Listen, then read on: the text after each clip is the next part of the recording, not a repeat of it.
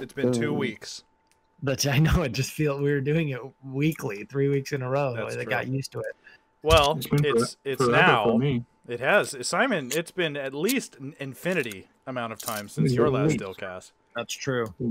But hold on, Simon, you're ruining the flow because I haven't introduced you. I'm sorry. All right. Oh, wait, so, no, you're not allowed to talk. Yeah, you're not allowed to talk. Shut your butt. All right.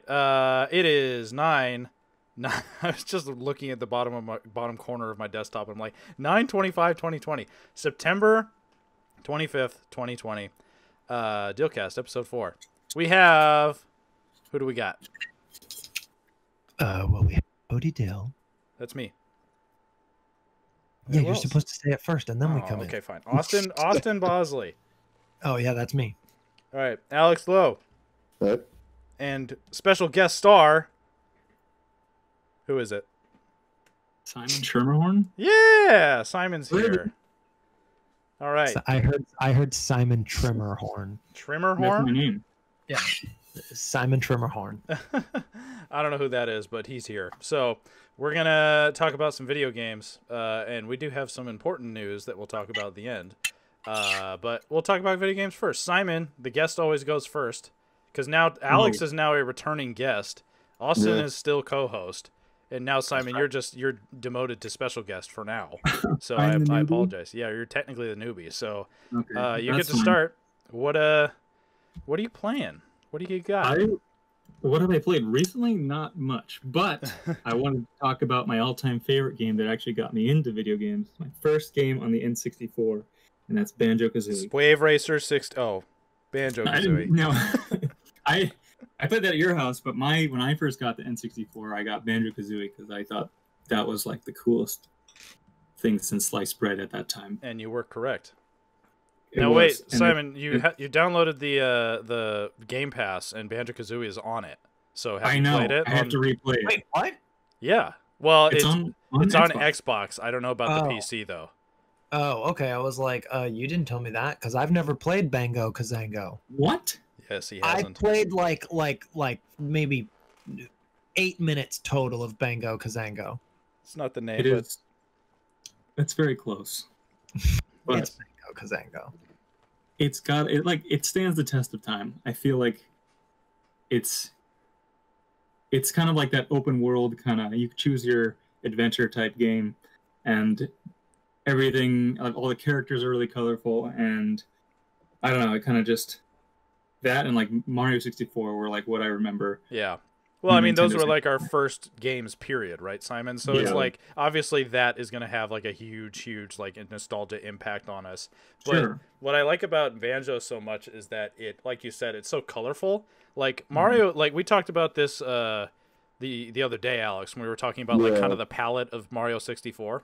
Right. It feels kind of like almost like a physics simulation that you happen to like run around in and they kind of spruced up and made fun. Yeah. Like there's not like a lot of attention to like this extreme detail. Like a lot of the blocks are just blocks, you know? Like, yeah. Like the stairs had the hatch pattern, the checkerboard pattern. Yeah. Of like a crash dummy facility. Yeah, and Banjo-Kazooie like kind of upped that like artistic like style a lot. And granted, this was 2 years after, right? Because Mario 64 was 96 and Banjo-Kazooie was 98. And Banjo, that game looks really good. Like you're totally right, Simon. Like that game definitely stands the test of time, and it's still like funny, you know. And like the characters are goofy. Like you get Austin's gonna hate this, but you get characters that like fart for their talking noise. It's like whack, whack. That's funny, man. It's good. Hey, for like a would you say 98? Yeah. For an 8-year-old kid, it was pretty great. It was, and it's still good. I hope to one day see a real Banjo sequel. But okay, we'll get to the ZeniMax stuff with Microsoft soon. But I'm so sad that like Rare it's like almost a defunct brand, you know, in 2020. Like Microsoft hasn't done shit with them, you know. They had one Banjo game and then they relegated the rest to Viva Pinata, and that's it. I feel like that's it. Viva Pinata was fun though. I like Viva Pinata. Yeah, but I didn't actually play that. Shouldn't be their main thing, but I really, it was fun. It's you know, it's like a Harvest Moon or an Animal Crossing in that you just chill, get pinatas. There's some challenge to like meet certain requirements, get rare pinatas. Yeah, it's a garden type game. It's casual. Yeah, it is. It's yeah, you're totally right. It's like a farming simulator type situation. It's super bright, super colorful, very relaxing. That's what Rare was, man. That's what they did. Mm-hmm. Freaking Banjo is so it's a good. Great world. Didn't Rare make Conquer? They did. They did. I forgot about Conquer. The Xbox one was good. Conquer Live and Reloaded. But yeah, it was just a remake of the one on N64. Oh, Bad Fur Day. Yeah. Yeah, it was fun. Though. And I kind of respect, like, I actually don't love Conquer, but I respect like how Rare they first started like as a major company, like totally emulated what Nintendo was doing. You know, like they were like, oh, you got a Donkey Kong or you got a Mario game. Now we're gonna make the Donkey Kong 2D platformer. Oh, now you've got the 3D Mario game. Oh, now we're gonna make our own 3D platformer. Like that's what they were doing. They were just like improving upon the groundwork that Nintendo laid out. But then with Conker's Bad Fur Day, they kind of like subverted everything in that regard. They were like, hey, what if we just said fuck you instead of oh, I'm Banjo. Yeah. You know, like literally fuck you, you know? Pure shock value. I mean, you got to think of like the timing of all that. Like, that was kind of unheard of, you know, back in the day like that. Yeah. And it was really cool to see. Although, again, I don't think I actually love Conker's Bad Fur Day too much. I need to replay it, though. But I think I don't think they were great. Good attempt. It's a good attempt. Yeah, it was I think good. the appeal of Conker was that it was cartoony and dirty. Yeah, exactly. Yeah. It was like that It game. would have been right around when South Park was coming up. Exactly. Like, yeah, like The game you tricked your mom into buying for you, you know, because Right. it's got a cute character. Oh, you know. Well, not me because I didn't have an N64. Well, that was your fault. That was Speaking your of- fault. I don't know why this made me think of this, but do you remember the first advertisement for Smash Bros on the 64? Oh, of course, the one where they're beating each other up in the field. That is I still feel- the best commercial for. I feel like we talked about that on the first episode. I of think the we podcast. did. I'm crazy. Yeah, because that commercial is so fucking good. Like, It's so yeah, good. it's like But that. that one, that in Halo one, 2? and then the Gears of War one. oh yeah, Gears of War. Which Halo had the attack on the beach? Was it 2 or 3? all the fucking was Halo. 3. Well, all the Halo 3 Oh, ads were. The Yeah. ads were epic. yeah. Well, Chills. it's kind of sad because they don't like need to make TV spots like that anymore for video games because Yeah. all ads are Pretty like sure that the one where he's on the beach with the bubble shield was the Super Bowl ad. That was 3. that was 3. Yeah. That was But 3. I think it was for the Super Bowl. That you guys are focusing on the wrong point of that entire sentence. I think Actually, with this Halo game, I'm like irrelevant. yeah. Well, they don't really make commercials yeah, like Super that Bowl. anymore, though. Is the point? You know what they all do? They all do the exact same thing now, which is that like the same thing that movies are doing with that very somber, like somber cover of some 1970s or 80s rock song, and it's Yeah. like, 90, a lot of them are 90s songs at this point. yeah, and they all do the same thing, and it's It'll kind be of sad. 2000 in a couple years. They need that's to what- bring that's back. what Mad World is. That's what Mad World is, basically. Well, it is. You're absolutely right, but that was like the 'Cause Mad- first one, right? Yeah, Yeah. they like brought But it that out. Mad World song is a cover. Yes, Oh, it is. yeah. Yeah, Tears for Yeah. Fears. Yeah. Yeah. But that was the first of that, and honestly, I feel like Oh. they've been chasing that high ever since then because Oh, yeah. that commercial was so damn good. Absolutely. You know what ruined everything? Hmm. The Old Spice commercial. The OG Old Spice commercial is when Logic went out the door in all like Oh, but those commercials So- were great. they were. But, Which like, one? The guy with Look at Your Man? Yeah. I'm on a horse. Like the tickets are now diamonds. The whole thing. Wait, what does that have to do with video game ads? I don't think that's Yeah, just- that irreverence is that too popular in ads for these days too much. I don't think, at least. But Oh, like the Liberty Mutual ones and stuff are ridiculous. yeah, But just like to see the lasting effect of like the arcs of those advertising things, yeah, like Yeah. the song usage in games has lasted forever, chasing that high. Same way that like Old Spice kicked it off Oh, in like yeah. general advertising. Yeah. The Like, using what- covers thing is big in movies too, though. And the trailer just came out for the new Netflix series, The Haunting of Bly Manor, and they used a cover of oh my god, they used a cover of something, and it's so on the nose at one point because they show a shot of it's a Motley Crue song, I'm coming home or whatever the hell, and Mhm. and they show something that says "come home" in the footage, and I was like, come on guys, This- like I'm excited to watch this, but damn. Well, yeah. Yeah. What in recent gaming have you remembered an ad for? Because I can't remember. Maybe Cyberpunk has been like, but that's just. I don't even see those ads too much though, honestly. Like, you know what you know what I saw a shitload of when they announced was Gears of War 5. I felt like I kept seeing that ad over and over and over again, but I don't know anything about the modern Gears of War games. The other thing is, I think now a lot of times they just put out gameplay stuff. Yeah. We don't get it because they know everyone's just watching on YouTube. But you don't get as many cinematic trailers. No, not really. Honestly, the last one I'm remembering right now is the Super Smash Brothers reveal for the campaign. Simon, remember like the World of Light stuff? Yeah. Like that was cool as hell. But you know what commercials I miss were the best video game commercials. And honestly, this was like the best era of commercials period, is when you would have like a character like the Crash Bandicoot ads with the guy in the Crash Bandicoot set like outfit. And he's like, it's like a guy who like doesn't care about being there, and he's just like, oh, Crash Bandicoot just doing stuff. And then the end of the commercial is always like, breaking boxes, spinning around, Crash Bandicoot. Like the you know what they should do? You know what they should do? When they add Crash Bandicoot to Super Smash Brothers. No, fuck you. We got to change the conversation right now. Reveal should be a throwback to that original Smash Bros. Commercial with the guy in the Crash suit. I mean, honestly, that would actually be really good, but that would be really good. Well, they put Banjo-Kazooie in it, so that's all that matters to me. It's just a matter of time until Crash Bango gets added. Yeah. Well, you know what actually would be really funny is if they just added the guy from the Crash Bandicoot commercial instead of actually Crash Bandicoot. Just the guy in a suit? Yeah, just the guy in the suit. Dude, a suit with a weird voice. Any minute?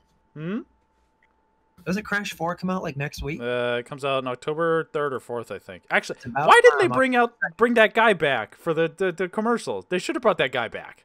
Well, they're saving him for Super Smash Bros. Because it's better to do it as a crossover. They just have to put this Crash game out first. All right. Simon. Yes. What else you got? Oh, man. Well, we've been playing some Halo. Yep. So we're having a good time with that. I am having a great nostalgia trip doing that. And I actually missed the first Halo, so I actually didn't play him chronologically. I came in at Halo 2, and I was like hooked. Yeah, well, Halo 2 is good as hell. So like we should point that out that Simon is much younger than us, and that's why he hasn't played Halo. Oh yeah. Simon, well, let's see. Think about no, Simon is like barely. Simon is much younger. 6 months younger than the oldest people or the youngest person in this, aside from us, which would be Alex, right? Yeah. Yeah. I was born in 91 in December. Oh, I always think Simon's born in 92. All right, fair. Get the fuck out. Yeah. Simon is over a year younger than me. He is, but you're like the older end of it. Yeah. Simon is 1 year, 11 days younger than me. Yes. That's right. All right. Well, Halo, Simon, with Halo 2, you were running through it with your roommate, I know.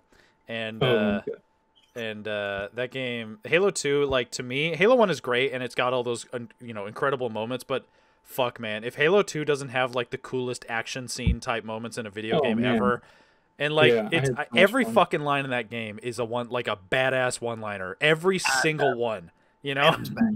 Yeah, Phantom's back. Was the hero. Like, everyone wanted to be Master Chief. No, there's no better moment in most video games than when he's Master Chief. What are you doing? Yeah, give the Covenant back his bomb, or back their bomb. So good. They say, permission to leave the ship. Yep. Yeah. On what ground? Yeah, exactly. And that I mean, it's moment after moment. Like, I feel like every cutscene in that game is so fucking cool. And what do you think about the crazy graphics on the cutscenes in the Master Chief Collection, Simon?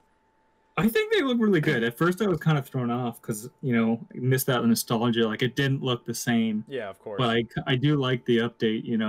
It kind of makes it a little more smooth and the only jarring thing I get is when it cuts right back to gameplay, and it looks good. Like, it's obviously looks better, but it's not the same fidelity. Not the same fidelity that the cutscenes are. And it's like, oh, here we are back to the bad graphics. Like, right. But I am so impressed that they can just switch it on a dime from old graphics to new graphics by pressing a button. Oh yeah. Wait, so Halo 2 does that as well, right? Halo, what, Combat Evolved?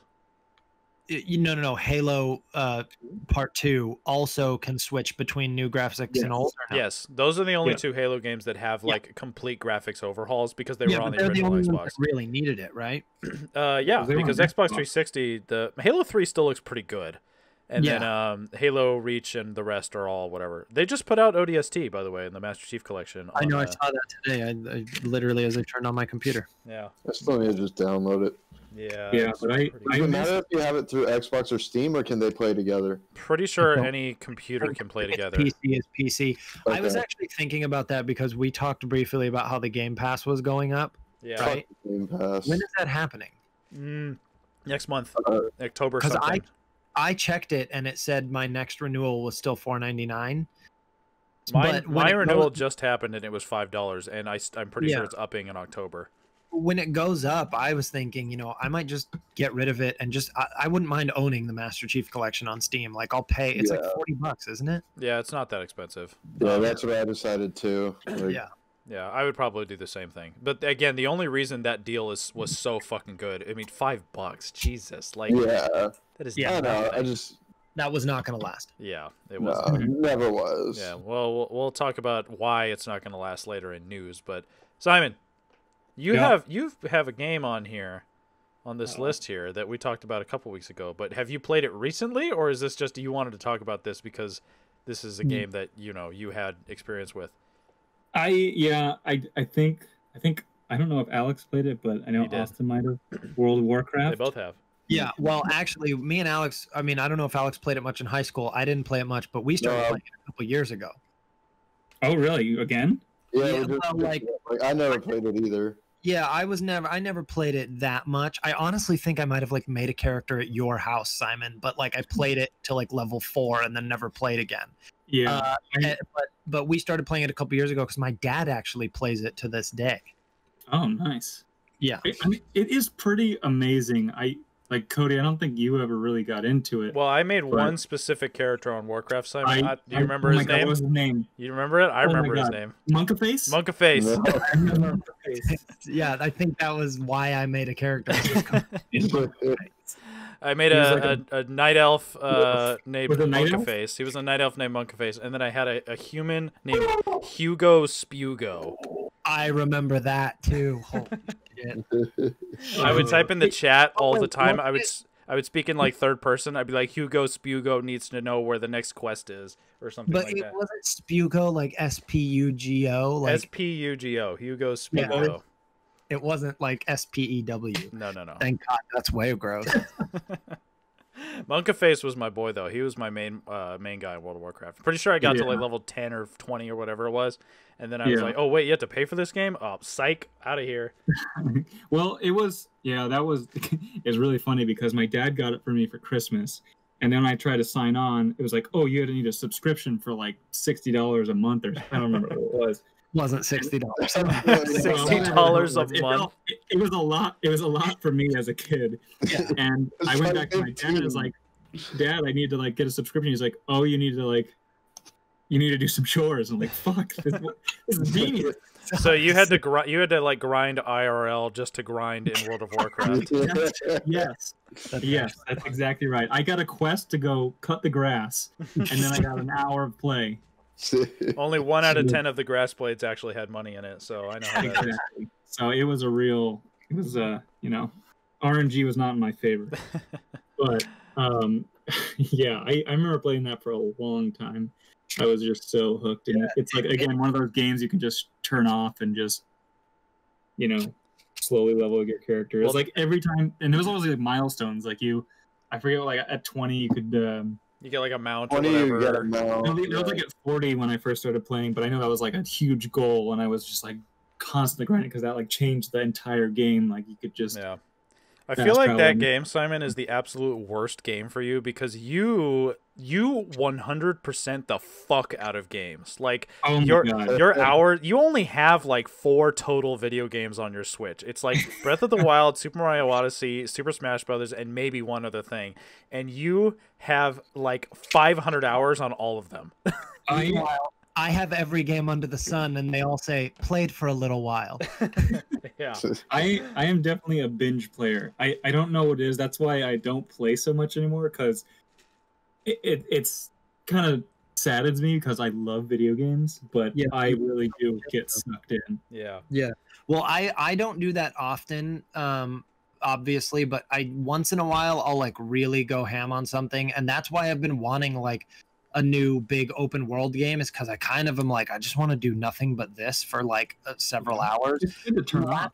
The last time I did that though was when I played through all the Mass Effect games, because I played through Mass Effect 1 through 3 in like 2 weeks, Yeah, which you really for did. me is unheard of. Jesus. Like, Yeah. it took me 3 years to get to the end of Breath of the Wild, and Yeah. I beat it last week. And Mass Effect 1 through 3, I literally I beat the first one in like 20 hours, and I did it within 30 hours, like Yeah. between days. Like, it was insane. Yeah, but those games, like, I mean, it's almost like cool to play those games in such a short amount of time because you're like watching the whole series, right? It's like Yeah, it's awesome. like binging the TV show. It's just like, oh, you're pressing play and you're like, oh god, like where are we gonna go? This is the end of Act 1, or this is the end of Season 1. Yeah. Then we got Season 2. Exactly. And oh man, fuck, Alex. Speaking of fucking Mass Effect.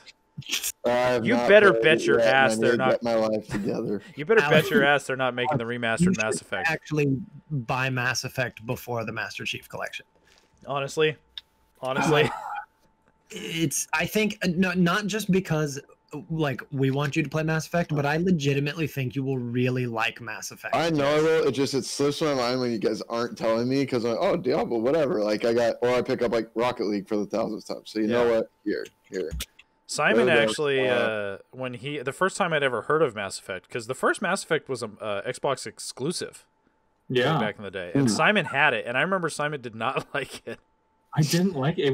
It really didn't feel good. I mean, No, it feels awful. I played the first Yeah. one. Yeah, it's a For, little like, clunky, I will totally admit. A few hours. The first one was like, it literally is like an Xbox 360 launch game. Yeah, it really was. It's so. like very early on. In fact, I Yeah, remember 2008. for it. 2008? Yeah. Oh, that's not that early a launch game, but I feel like the trailer was out really early. I mean, probably in E3 when they like announced the Xbox, they were like, "Oh, look at these games," and one of them was probably Mass Effect. You know. Speaking, by the way, oh shit. Okay, What? hold on. 2 things. The first thing, the Mass Effect 2 trailer was fucking awesome. Oh hell Because yeah! I remember that coming out, and I was like, I need to play this game, and I rented it. Oh fuck! Yeah, was it a thing back then? it was. Wait, what? Oh wait, hold on. The first Mass Effect was 2007, November 20th, 2007. Mm-hmm. What? I said, mm-hmm. But then the other thing I'm seeing is that there is a Mass Effect remaster coming out. Well, it's a rumor until it's not, but Well, this says Mass Effect Legendary Edition. This has 3 different things claiming it was pushed back in the last 5 hours. well, we'll see. Again, I mean, I tend to err on the side of caution in terms of like these remasters and all this stuff, because it's like everybody wants it to happen, of course, right? So I feel like anytime any developers like even hints at the possibility, people are like, "Oh, a Mass Effect remaster confirmed," you know? So Well, I had the trilogy on PS3, which fucking Alexa still has. Not that it matters because my PS3 doesn't play discs, but still, I want that. Simon, you kind of like spurred me off of Mass Effect. So I didn't actually. This is crazy, you guys, and I kind of did the same thing as Simon with Halo. I didn't play Mass Effect in its entirety until after I had already beaten Mass Effect 2 for the first time. Oh, that's weird. Yeah, because my Well- cousin had it, and he was like, "This game's awesome." And then I was like, "Oh shit, this game is awesome." And then I was like, "I'm pretty sure I'd heard of this before." But then I picked it up, not knowing that it was like a transferable like RPG save state type of game. Yeah. And then I was like, "Oh shit!" Like something happened at the end, and I was like, "Oh fuck, this game like choices matter. I gotta like go back." Like Wait, Simon okay, on okay. Isn't- Wait, go ahead, Austin. Wait, I just do the choices. They don't transfer between 1 and 2, do they? Yes, they do between all 3 games. I thought with the second one, you like make decisions in the beginning No. based on what you did. Okay, so it does transfer your file. Yes. Okay, for some reason I thought there was a disconnect. No, there is a game that does do that, and I know. You know what? You said you had it on PlayStation, didn't you? I have Mass Effect 1, 2, 3 on PS3. Yeah. Oh, you had the remaster, the collection. because it was an Xbox exclusive when the Mass Effect came out on PlayStation 2. That's what it is. Yeah, Yep. they had this like comic book that you could make the decisions of Mass Effect 1 and put it into Mass Effect 2. Okay. But the whole game is all out in all of them now. But I want to play Mass Effect. yeah, it's a good ass game. I Hopefully the just put it remaster on is my real. wish list. I'll either set up Cody's Xbox or my Xbox. Well, okay, Alex, here's a big reason why you should probably just play it on mine is because I have all of the DLC. Okay. And the DLC to those games is I like could set up my Xbox with your hard drive, whatever. I just need to set up an Xbox. yeah. Although I'm looking at them on Steam. They're actually like pretty reasonably priced No, on Steam. but the DLC is $20. not. That's the key. Is the DLC is full price. It's been full price. No, but Oh, the really? DLC, the deluxe editions don't come with the DLC. I don't think it comes with all the DLC. No, there's one DLC pack and it's for Mass Effect 3. And the DLC in Mass Effect 3 and 2 are so fucking important that I could not even imagine playing those games without those. Well, especially 3, right? Yeah, definitely. Like you, Austin, I don't want to spoil something in that game because I hope Simon and Alex will eventually get to it. But Mass Effect 3, you skipped the mission where it introduces one of the most important characters in the series. Well, clearly the character wasn't that important because I skipped it. Okay, I'm just gonna say it because Good point. Alex isn't gonna remember and Simon doesn't care. But there's the Protheans, that race, like the precursor race that they always talk about. Yes. Wait, yeah. Prometheus? No, not Prometheus. The Close enough. Protheans. You get a Prothean crewmate, Oh yeah, I don't think I had the Prothean. and crewmate. I could not You know, even not imagine. that important. If you can completely play through Mass Effect 3 without this know. person in your I don't crew, know. Javik. Yeah, Javik, Oh, the fuck. boy. I still need to download out. I think that's Yes, my you do. problem with the games that have so much, variability. Yeah. I'm so concerned about getting the best storyline, Yeah. and it drives me nuts. I hate that. Well, Seems we were so- kind of talked about this a week or two ago when we were talking about some game that was like, oh, like if you miss this part. We were talking about that horror game you were playing, Simon or Austin. Oh yeah. Remember? Because we were like, Yeah. oh, if you make the wrong move, then you could miss you out on die. half the game, right? Yeah. Right, and you never play or whatever. Yeah, I totally get that. But honestly, like part of the draw of that is that hey, you are experiencing a different game. Like this Well, is your yeah. story. with Yeah, that, you- with Man of Medan, it's only 4 hours long, so it's okay if you play it through several times. But like with Mass Effect, you're gonna put like almost 40 hours or more Yeah. probably into it, and so if there's all this variation, you got to replay it a bunch of times. Like Yeah. that's a nightmare. Yeah, like Austin, I'm pretty sure you knew this, but Simon, he actually played through 1 and 2 a couple of years ago. Remember Simon, Mass Effect? Mhm. And Yep. you killed Mordin Solus. Yeah, What? he sucked. Wait a minute. One of like the best parts of Mass Effect 3 Yes. is Fuck you guys. How Wait a am I supposed to know? That was Mass Effect 2. Yep. Yeah, How he's could I possibly know what's going to happen in he Mass is Effect 3? probably the How most sweet. like gut-wrenching part of Mass Effect 3. It was so annoying in Mass Effect 2. Oh god, Simon, you I- don't even I stand know. with you, Simon.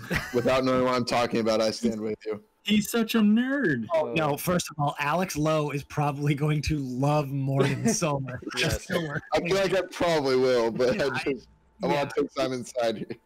Wait a minute. Thank you. I am so confused because literally the only moment of Mass Effect 3 I remember vividly that I was about to reference includes Mordin Solus, and I Yep. don't understand what happens if you don't have Mordin Solus. Exactly. This is must Exactly. be how Cody feels about me not having Javik in my crew. Like Exactly. I am so confused. Like one of the most like emotional parts of Mass Effect 3 includes Mordin Solus. I can't control that. I know. But honestly, that's what's so cool is that like you're totally right, Simon, like you are missing out on this, but like that's your fucking story, Like that is your story that's being told, And it's interesting, it's a dynamic that I think ultimately kind of punishes people more than it benefits, but it's cool, It is It's a cool. cool mechanic. Yeah. And there is always the you could always come back to it in 20 years, as long as your Xbox still works. That's true. You could decide to do it again, or have your kids do it or something and see a different one. I would. Well, I don't want Make the to. same exact decisions. Oh no! I don't want to watch my kids play Mass Effect and bang Liara to Sony in like front of me. I'm like, I'm good. I don't want to watch you bang aliens. You can just do that in your own room. Well, you'll be in your room playing the same game. Oh yeah. So- Did you bang Miranda or Liara? Which one? So the other thing I want to do with Mass Effect, and I might have said this last time we talked about it, but because you guys want like Aletha to be part of it as well, like, she's never gonna play those games on her own. Especially yeah. all, That's way why too fucking you got to set it up on the TV, and then you, Yeah, like so she could be a part of like the conversation of like. Exactly. I would have her make all of the like decisions, and then I'll run through, you know, the game itself, like Yeah. the combat and all that stuff, which I think could end up very weird It and very would. interesting. I feel like you just murdered all these people, but you choose only the nicest options. yeah, exactly. You'll see. All right, Well, Ben, anyways, I was gonna say, Simon, I know you got other games you want to talk about, but in the interest of saving time, we're gonna move on to Alex. Okay. What do you got? I'll keep it to. To be fair, the other games that Simon was going to bring up, we are already going to cover in other. Yeah. We've talked about Breath of the Wild. We've talked about well, I'll be talking about Last of Us, so we can talk about that, Simon. So Yeah. it's all good. So I'll start with Diablo 3 specifically.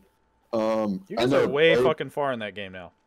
Oh, yeah. Well, We are about to start. Good Act 4. Yeah.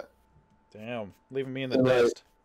But I have a character at the same level, like should be right where you left off, so that we can pick it up. Because it is a lot of fun. I always knew the Diablo games. I never really knew anyone who played them, Same. and I just didn't truly know what they were. So I was like, okay, whatever. I feel like if you missed Diablo 2 back in like whatever it was, Yeah. 1999, like you Yeah. have no experience with the game, right? Like there's no other game besides 2 and 3, really. Right. Like And my parents weren't about to let me play a game called Diablo. Like that wasn't gonna happen. Mhm. Diablo 2 was in 2000, and Diablo 3 didn't come out till like 2011. Yeah, no, they wait Yeah. a straight decade between Diablos. Yeah, Blizzard's a fan of doing that. But like the game's awesome. It's Yeah. it's pretty simple as far as you get 4 special attacks, you have a primary and a secondary, and you just click your mouse and you hit 1 through 4. That's really all the game is. So my And then question is inventory this, management and because stuff. I have wavering feelings on that game, and it's not like I hate it or I anything like that, but I kind of feel like, oh, do I really want to play this? Yes. But what's doing it for you guys? Like, is it the story, or is it just like the loot gameplay, or is it just the beat 'em up action? I don't like what's doing it. To me, it's all 3. The story's cool. Like, and the story's interesting. Now we're like actively reacting to a plot point that happened the other night. We were like, holy shit. Yeah, like the story is cool, but it's not the focal point of the game from everything I've read. It's the stuff afterwards. But they've made a very good story. Yeah, I think the story's cool. I mean, you're just going through fighting demons, but I don't know. It's just fun, like crawling through dungeons. And I mean, me and Alex have played it. We had started separately, and then we started playing together, like still within Act 1, and we've played all of it together since then. And it's just fun, like doing that, just kind of hanging out in a game together. Yeah, and mowing. Yeah, it's nothing super challenging to where like you can't just chat and do whatever during it. Like Overwatch, where you got to focus in and stuff, and can melee chat some. Yeah. But the moves are satisfying. Like I've got combos as a barbarian. I stomp the ground, pull all the enemies close to me, and then call down lightning. It hits all of them. I drop a seismic slam, which sends an earthquake out from me, and then like I smack them one more time, and I can then like throw them while I like light a fire under myself. Yeah, Yeah, and it's I was feeling that too, like with my fucking skeletal person. I was like, you were oh doing shit, shit. like I got it. Like I had these moves, and I was like, okay, I fucking get this. Like I think my second move I ever got was called Corpse Explosion. Yeah, It's like they're just satisfying. But the other thing that I always point out when we're walking around is some of the environments I just think look really cool. yeah, And, they do. I mean, it's wall to wall, like pretty artistic. So Yeah.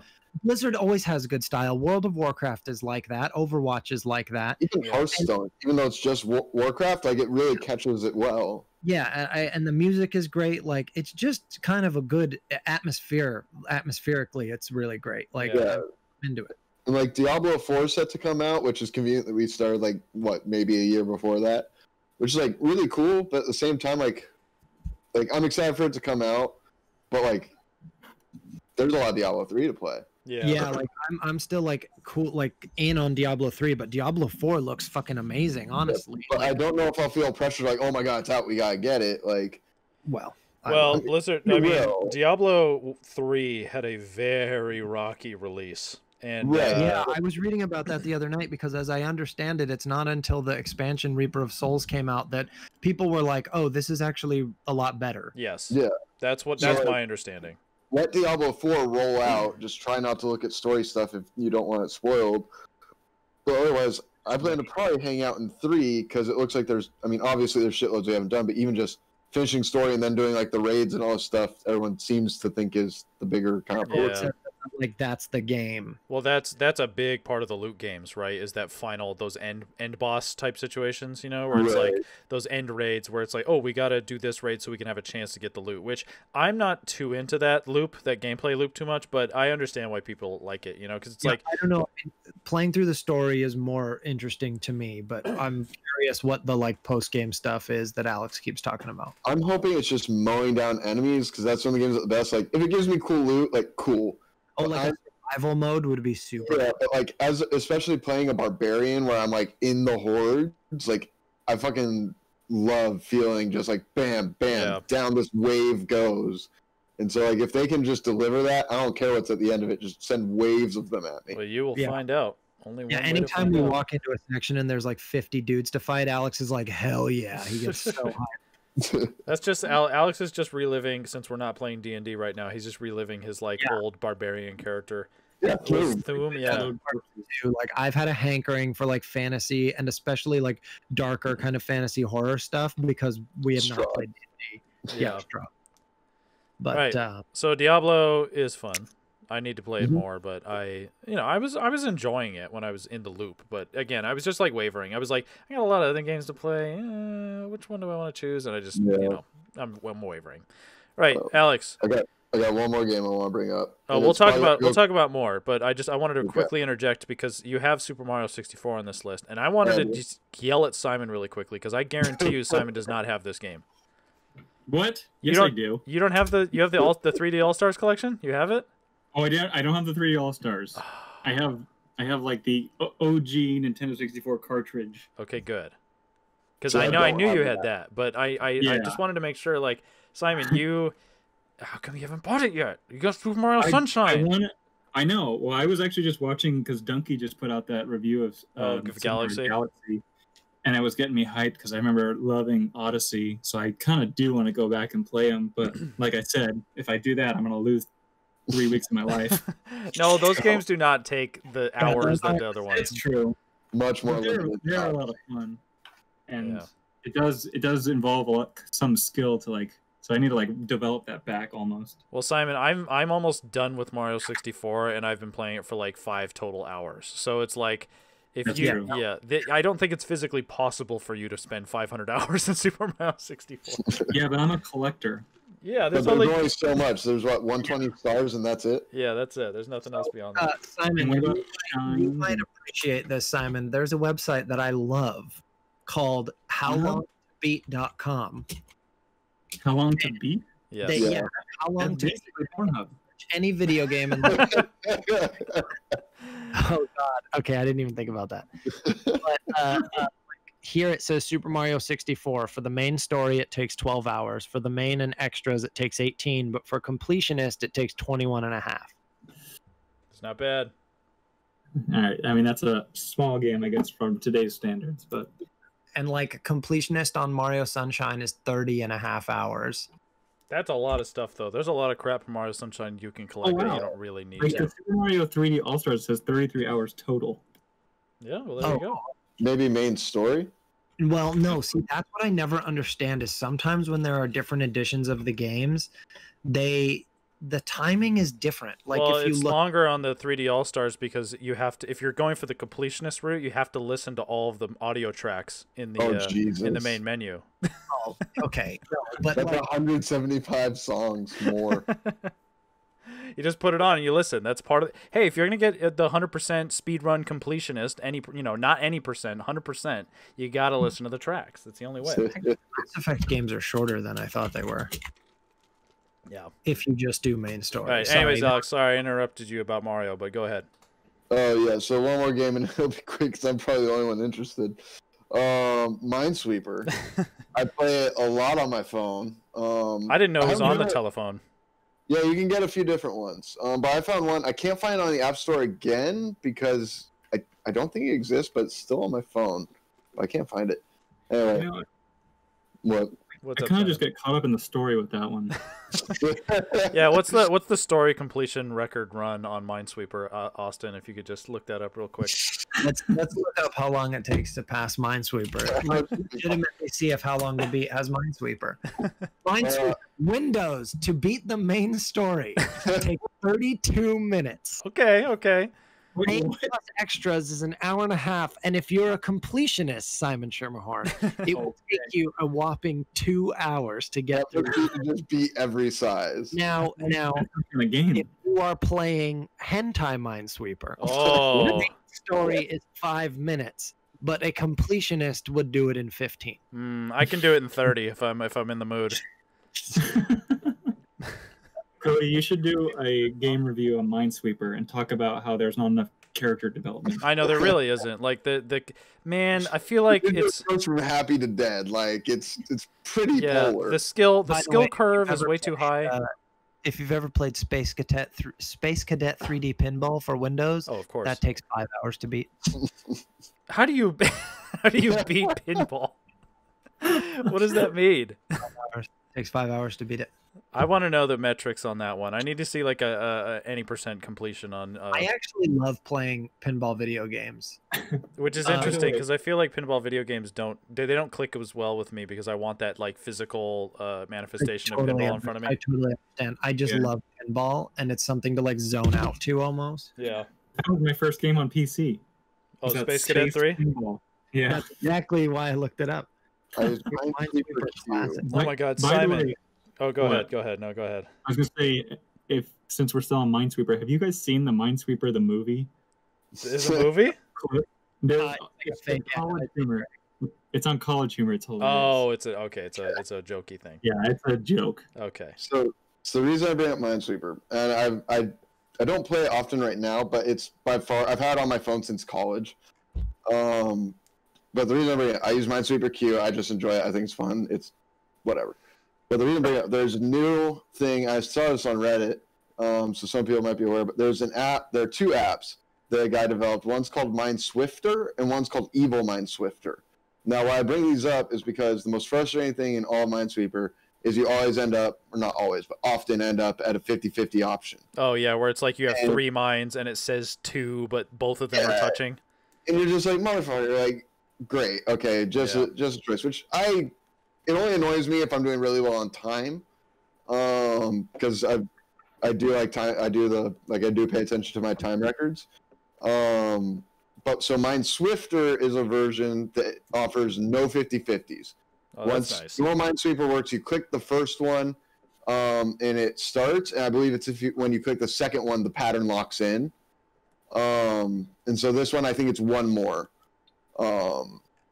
It's like the third one does, because you click the first one, click the second one, make sure that if that ends up as a 50-50, the next one you click sets the pattern of the mines. Oh, okay. So it ensures no 50-50s beyond that, but it can have that kind of stumble at the beginning if you're not used to it. Sure. But then there's Evil Minesweeper, Oh, God. which presents only 50-50s. What the fuck?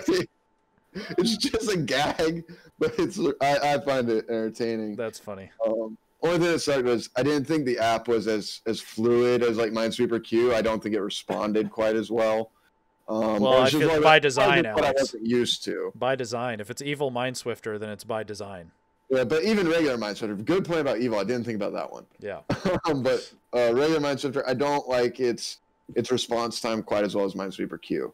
But I thought it was a really clever idea by the guy, and then funny to have the Evil. Well, if you've got the code, you might as well like fuck around with it, right? Like if you spent all this time. That's funny. For something like Minesweeper, it's probably not hard code to fuck around in. Yeah, there's just some math involved a little bit. Yeah. Yeah.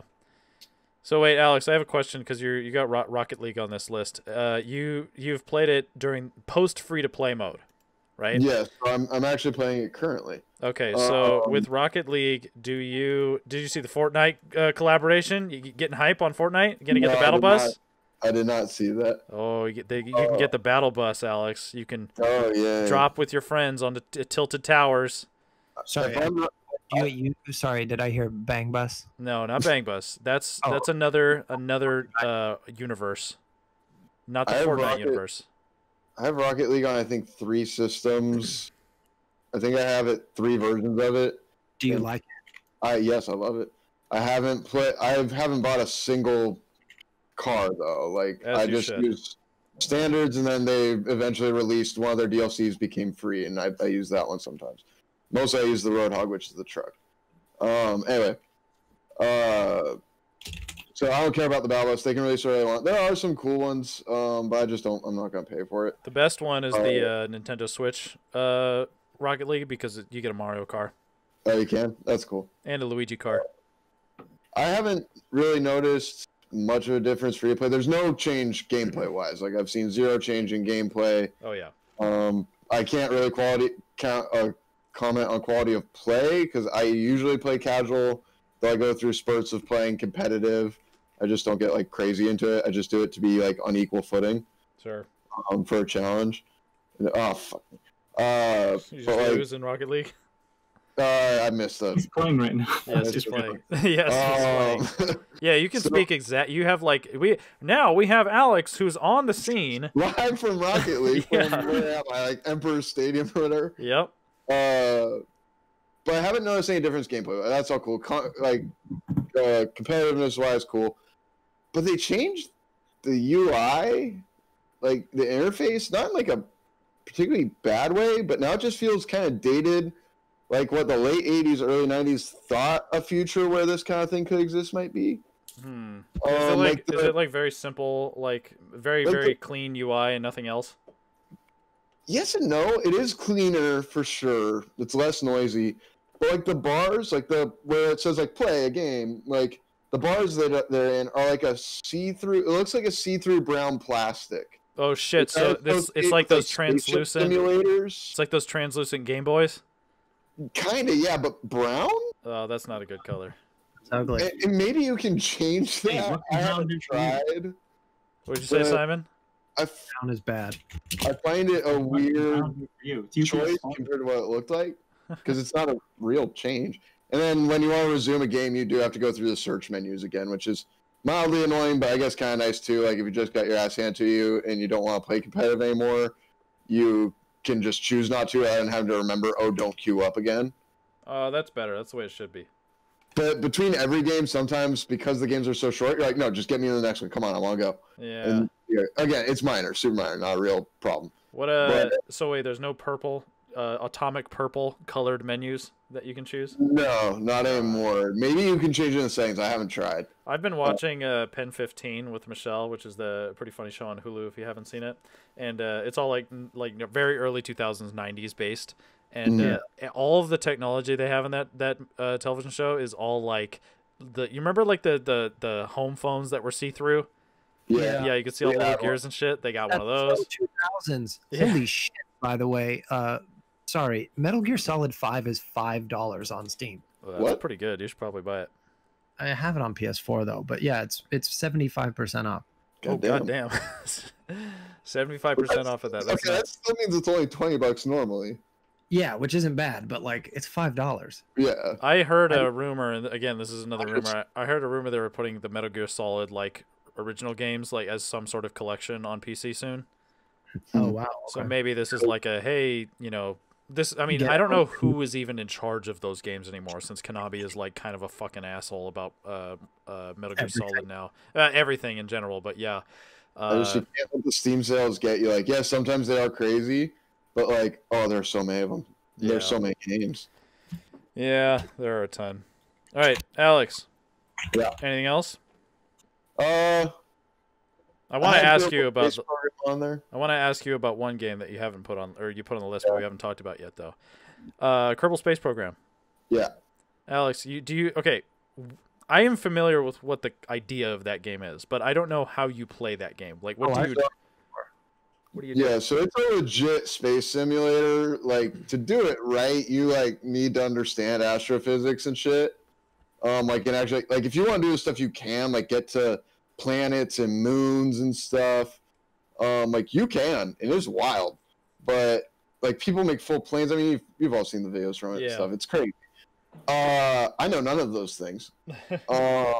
So I just like, I do try to actually do things like, okay, I'll get to orbit and I'll come back. That's harder than you think, and I fail a lot. I currently have a dude stranded in orbit. I don't know how to get him back. I'm not good enough to know like interception crap. I got close once. I did get close. Yeah, I was feeling the same thing when I was playing Microsoft Flight Simulator. I was like, holy shit, I don't know anything about this. Yeah. Like, it was like, oh, your altimeter is too high. And I'm like, oh, where the fuck is the altimeter? I like zoom in my camera on the dashboard, and I'm like, I see 10,000. Okay, remember an airplane when he looks at the dashboard and it's literally like every fucking square inch is a button? Like, that's what it felt like. I was like, oh my god, what is up, what is down? I don't even know what's happening. And Kerbals like that, and like it's both is kind of intuitive and not. The like shipbuilding UI, to do it simply is easy. But to like, is it like how do you build ships? Like, is it literally just like a components and you place them, and then you connect things to that? But there are only certain nodes where you can connect for certain things. Other things you can place anywhere. And do you have access to just everything from the beginning, or? I think there are modes where you do. I play the one where you unlock it by like doing research and stuff. Okay. Just so I'm not overwhelmed with like, oh my god, that's 10,000 parts. What do I do? Yeah, I guess what I'm confused about with this game, having not played it, is that is this is it like some sort of like sim game, or is it some sort of like other objective game? Like, oh, you have to get to this planet, like that's the goal. Or... it's a sim sandbox, but they do put in objectives. Like there is like the quote unquote goal. Like you do take missions to earn like prestige and science and stuff like that. The ultimate one, I believe when the game originally came out, was just get to the moon. Yeah. And that's like the big achievement. And now they added, there's all these planets and all this other crazy stuff. I think they added life. They might have added life on other planets. Like they've done crazy things. But I enjoy making something like, can I get to space? Can I hang out there? If not, it'll explode. Cool. Or, you know, get as much science as I can, see if I can get the craft back to Earth, because I've gotten as far as I can on science like output within like easy reach of Earth and like low orbit. So now I have to get to parts where it's like, I don't know if I can actually get this thing back, but I'll get a ton of science. Yeah. And if you don't think you can get it back, you can transmit it, and there's all sorts of stuff. But well, like, if you get more science, then you're more science. Science is a currency. Yeah, it's how you unlock stuff. But like, I will never be good at it. But I do like putting it on every now and then, just to be like, let's try to send something to space. Like that's kind of how I feel about Microsoft Flight Sim. I'm just like, I'm not gonna be a real pilot. I just want to like fly planes and see what it's like. I'm not gonna learn astrophysics. Yeah, like, that time has passed. If that was what I ever thought was gonna be life. Yeah, probably. It's probably something you don't start at 30 years old. Yeah. All right, Austin. Yes. You have a lot of video games on your list here. What do you got? Played a bunch of stuff. It's funny because if we had done last Friday, I would have been like, I haven't played anything. I played a bunch of shit. Kind of. Well, what the big things were that I finally played through the rest of Breath of the Wild and Luigi's Mansion 3. Hell yeah. Oh, I need to finish Luigi's Mansion. I love it. It's like good as so hell. much. I keep thinking about how much fun it was, and like I kind of want to play it again, but I have other shit to play. But I loved it. I thought it was really good. I think it was kind of a little long, but I wouldn't have cut anything out of it. Yeah. So yeah, and I beat Breath of the Wild, and now like I've mentioned, because then I played Skyrim for like 20 fucking minutes after playing Breath of the Wild, because I was like, I want to play another like open world fantasy game, but I don't want to play Skyrim, because I've started Skyrim like 50 times and I think it's really great. I love the music and the atmosphere, but I'm just not in the mood for it right now. Like I want something different. But and then I picked up the obviously Mario 3D All-Stars. So I've been playing Mario Galaxy more than any of the others. And it's because I never played it before. I think I played it for like 5 minutes once. I think it's really fun. Cody, you've talked about how the gravity fucks with you and you don't like it, and I've experienced a lot more of that sort of in the earlier levels. It didn't bother me as much, but now it's. Well, I think in the earlier levels, especially, you're kind of just getting used to the yeah. Ironically, the gravity of the game. Period. You know, not like the physical gravity, but like the actual scope of the game. So it's kind of like awe-inducing a little bit. But yeah, well, I really liked it, but then some of the later worlds that I've done, I'm in the bedroom now, which I think is it's like the third or the fourth. I think it's fourth. I think world. it's fourth. But and it's still fun. Like I want to play through the rest of it. I enjoy it a lot, but the big thing that stands out about it though is the music is really good. Yeah, first orchestral all orchestral Mario I was game. gonna say, and it feels like, because I when I played Luigi's Mansion 3 the first time, like a year ago, I was like, wow, this feels like Pixar. Like this feels like Nintendo is really the Pixar of video games. And Super Mario Galaxy, I was going to ask if that was the first orchestral score, because I think that's a big part of why it feels that way, but the older ones didn't feel as much that way. Yeah. But music kind of plays a big part, and Super Mario Galaxy has that feel too that Odyssey has and Luigi's Mansion 3 has. I haven't played very Pixar. Oh yeah, Nintendo's their orchestral bits recently. I mean, it's been like that since obviously the later Wii games, but on this the Wii U, and this is something I kind of talk to because like nobody else fucking had that console. The Wii U had some of the best Nintendo soundtracks they've ever put out, and it was because they went so hard on that like all live band recorded stuff. Like think about Mario Kart 8 and how fucking good the music in that game sounds. And when Brawl came out with that massive, even all of that, suite, like, oh. And that was like late Wii, right? That was like a late Wii era. They really have like really honed in on that like sweeping orchestral sound and just live band recordings, period. You know, like I keep saying that the best soundtrack they've put out for like a decade is the Splatoon 1 and 2 soundtracks, because like they're good as hell, and it's like a live like studio actual band playing, and it just sounds so fucking good. And we need to play more Splatoon. Yeah, I love Splatoon. But I was gonna say, just like Luigi's Mansion 3 had really great music too. Like I noticed it. It wasn't just background and just kind of there. Like it would feel featured even if it wasn't, because it was so good. And like that whole game just looks great. And it literally, I said this to you guys, it feels like I'm in the kitchen of Minnie's house at Disneyland in Toontown, like eating a bowl of like Boo Berry or Frankenberry or something. Like it's so spooky, but it's so cartoony and fun too. Like I like all the Luigi's Mansion games, and I went hard on the DS one, Dark Moon, because I had never played it like several months before 3 came out. So I was super excited about it, but for some reason last year I played like half of it, and then something else came out and I got sidetracked, and so I finally went back to it. But I love it. It's awesome. It does have this like level of polish that, like, I said the same thing when I was playing this game. Like I think the moment I noticed it was when Luigi was like putting a button on the elevator. Like, you know how you get the buttons to the levels? I was like, there's like something different about the way this looks that looks fucking good. God. His clothes, like they look like the material that they are. Like the hat, you can see the stitching and stuff. Yeah. Like you've never seen that before. Yeah. At least I don't even think Odyssey had that. Well, and as it goes in and spins, there's little things that go around it and stuff. Like it has all these tiny little flourishes. Yeah, it looks good as hell. Really amazing. Yeah.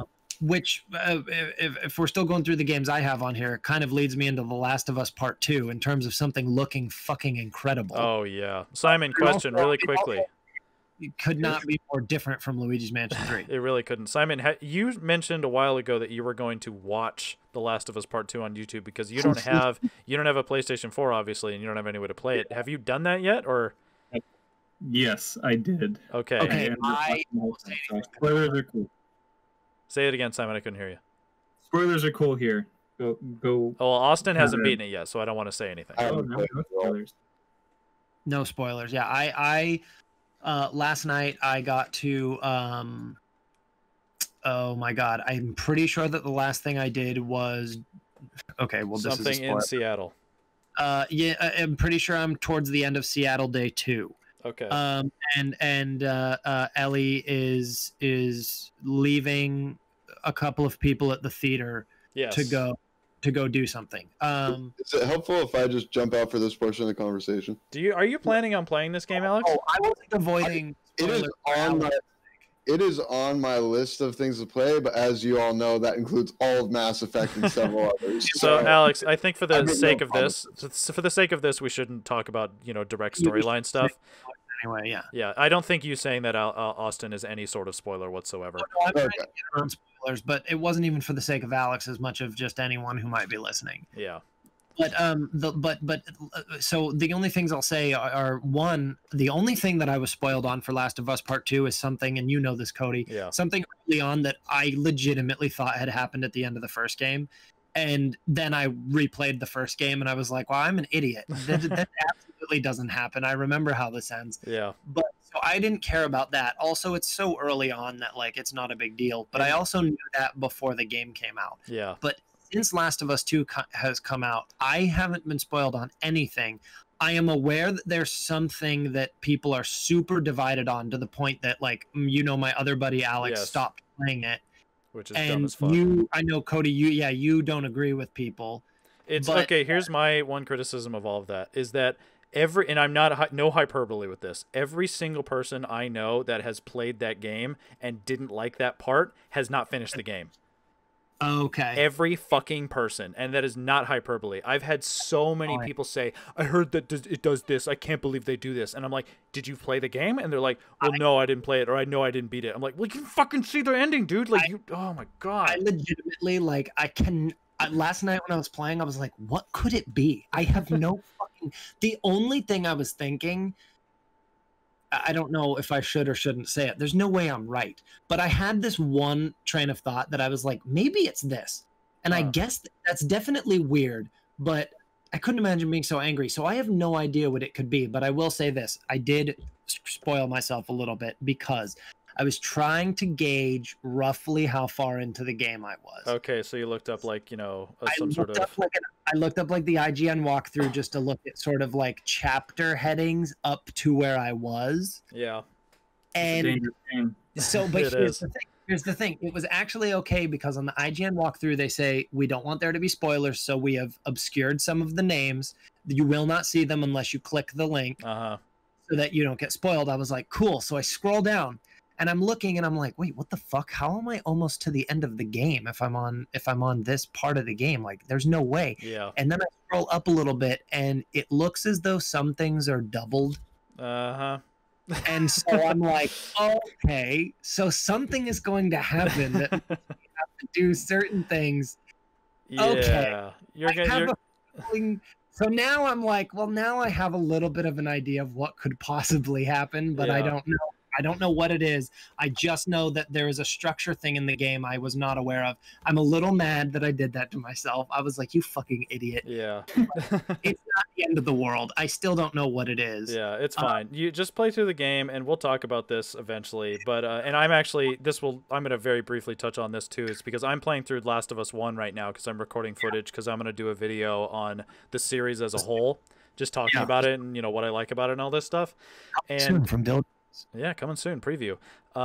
So my whole idea is that I want to talk about it because I feel like, as I said, people are not giving this game the credit that it's due because it fucking does something that I think is extremely ballsy, and I think it pays off.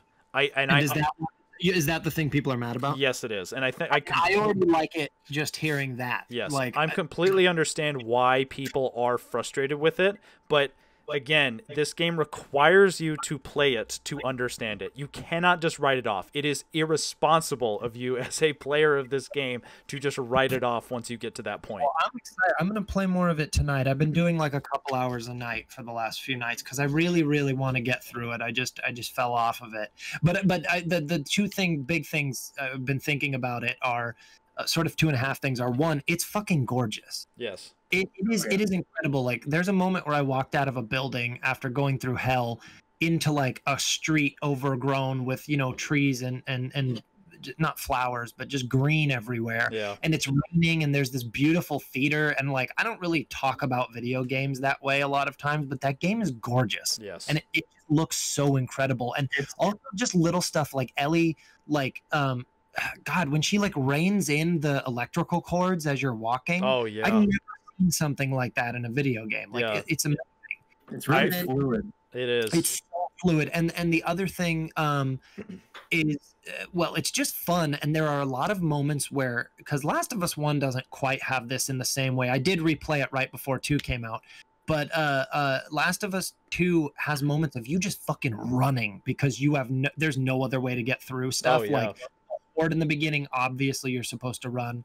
But there are also moments where you're just overwhelmed with guys. There's one in particular, and there's a fucking car chase moment that ripped out of Uncharted, and I was like giddy at 2 o'clock in the morning, like this is so fun. Yeah. And that's not really a feeling you feel in the first game. Not really. But this feels like it kind of has a little bit of other emotions than just sort of the like the sadness or the nostalgia, or like, because there's good feelings in Last of Us 1, but like not the whoa, I'm playing a crazy video game type feelings as much. Yeah. Like, there's a lot of action moments in this one that are really cool. Yeah. There's I was trying to think of moments in Last of Us 1 that are like that car chase scene, and I'm trying to remember.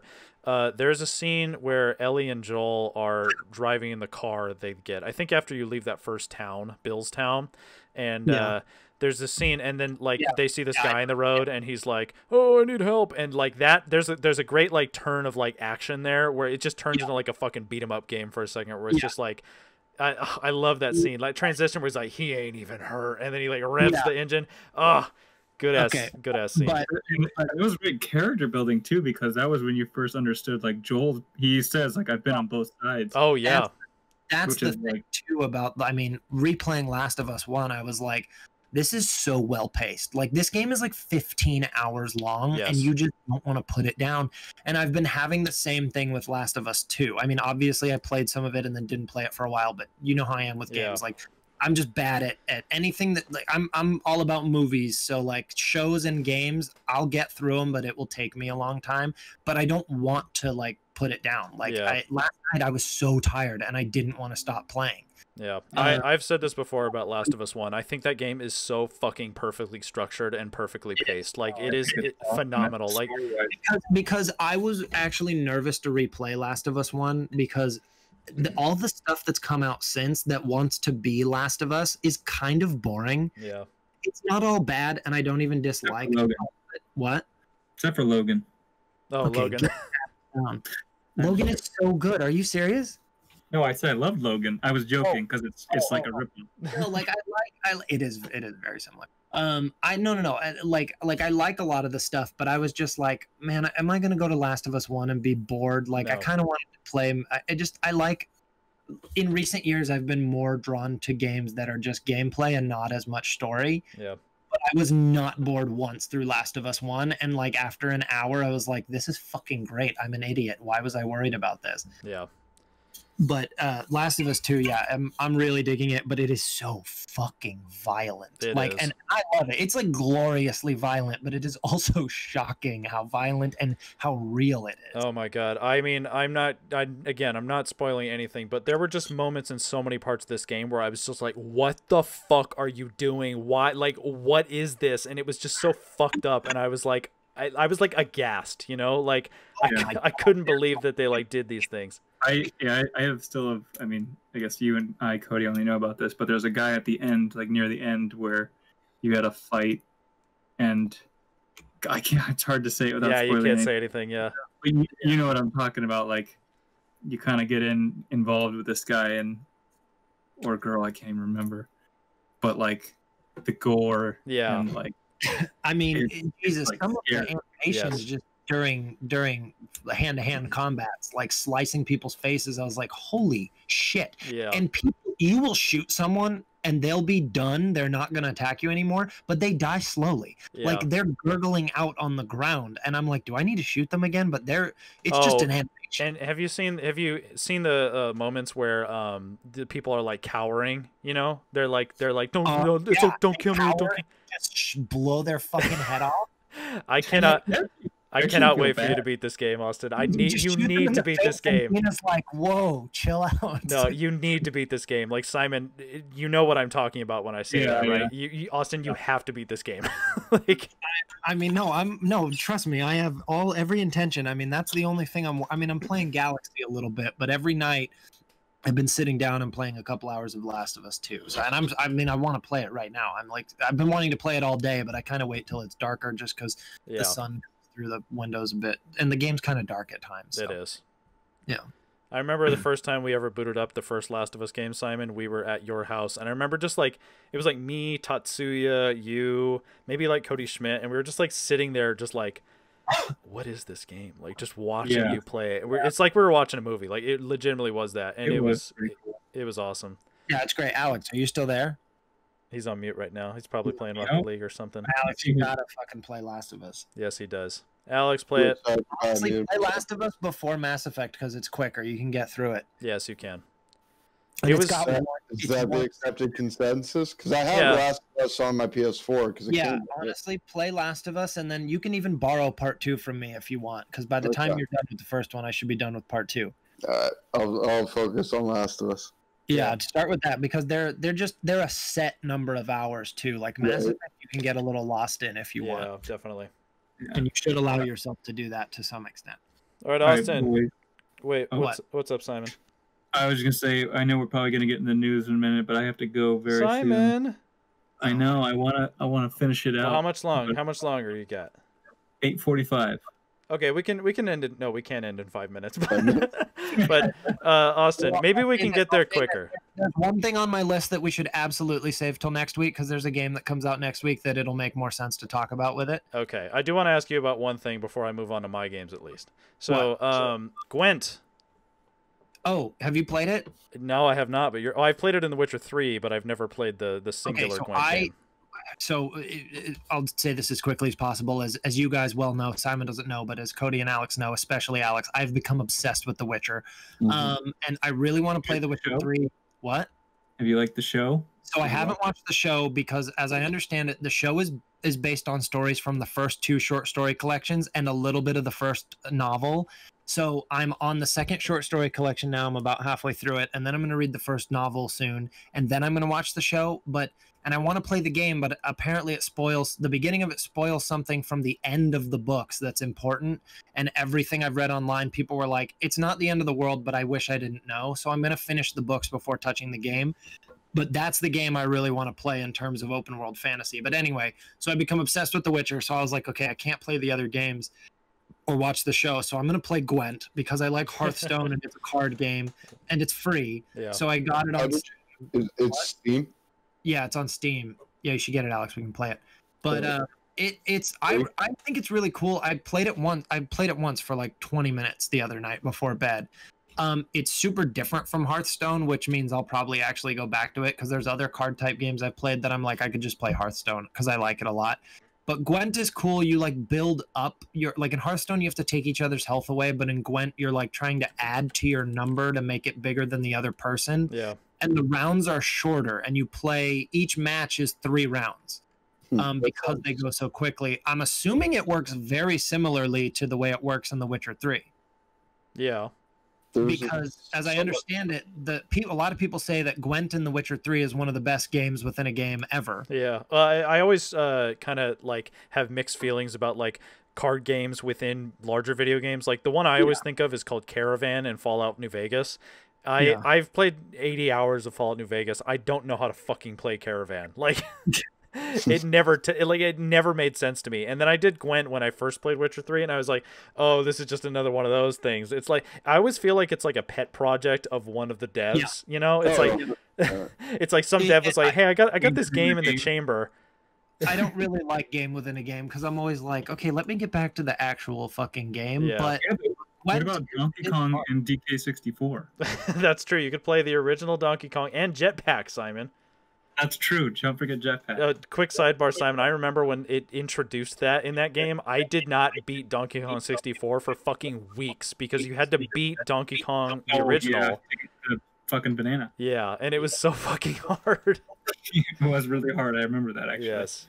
But you know what's cool about Gwent too, by the way, is the art on the cards is animated. Like that's how sort of the video game aspect comes in. Is when you throw something down, it moves a little bit. And it's like so it's like Yu-Gi-Oh, huh? Yeah. Yu-Gi-Oh's the heart of the cards, right? It's the heart of the cards. Yeah, it's like the pictures in Harry Potter. You know how they're supposed to move and stuff. It's That's pretty cool. cool. Chess. I think Gwent is neat. Yeah, Alex, you should get it. In fact, Yeah, just like that. It just is free to play, so we can just click in and do it. Exactly, that's what I was thinking. But it does a tutorial in the beginning, which was pretty quick, but it teaches you how to play. But yeah, those are my games. Cody, well, we talked about Mario, right? And Last of Us? Yeah, but I got another game. I don't even think What's you that? guys know what this game is. I don't know what that is. AM2R. So it popped into my head recently. This game, you can't see my air quotes. This game came out like years ago.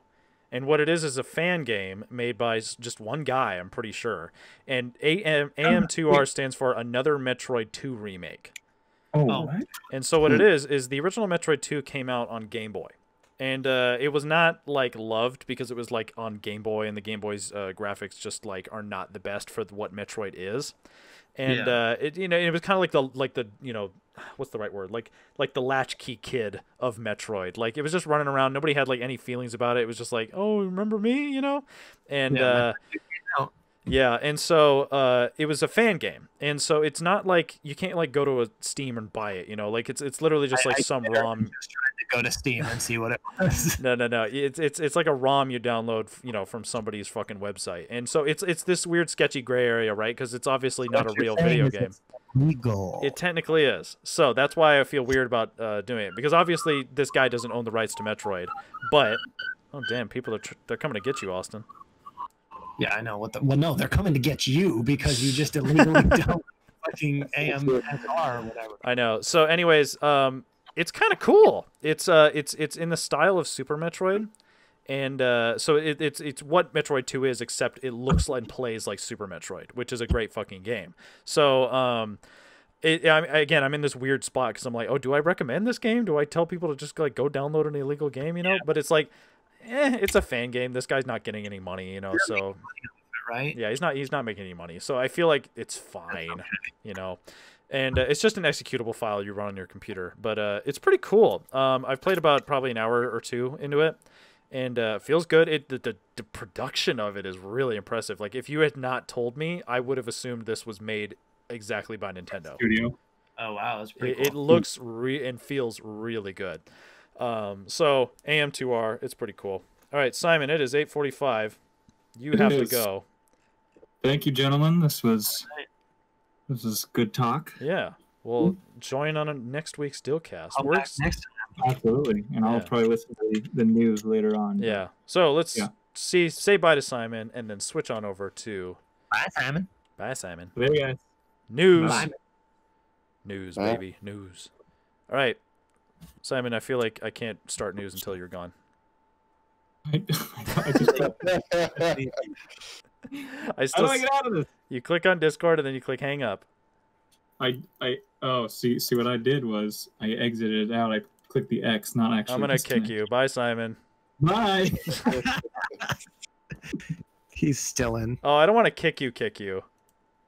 Disconnect? No, there he goes. I saw an option that said kick Simon, and I was like, I don't want to kick him out of the Discord server. Right. Yeah. All right. Anyways, let's talk some news. It'll be short. There's not a lot of news this week, but there's a lot of big news is what there is. First of all, the PS5 was finally revealed. Its price. First bit of news in the list. Well, we're going to come to the other ones. We're going to talk to PS5 first. So, PS5, how do you guys feel about a $400 all-digital edition of the PlayStation 5? I'm looking at the $500 disc edition of the PS5. That's the one I'm going to buy because I'll tell you right now, the PS5 is backwards compatible with PlayStation 4. So if you own a PlayStation 4, you better fucking buy a disc edition of PS5 because it doesn't make any sense to buy the other one.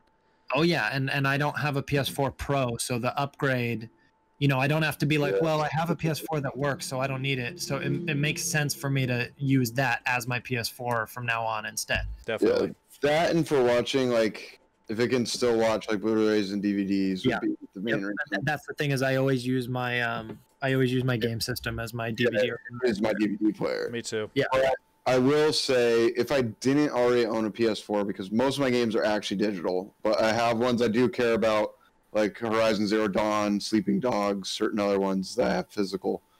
Like on Switch and stuff too, I buy a lot of digital. I know you guys are very big physical media people. I am with like music and stuff where I try to be. And like I just sometimes want the convenience of not having to carry all the cartridges. No, like I with get it. I get it.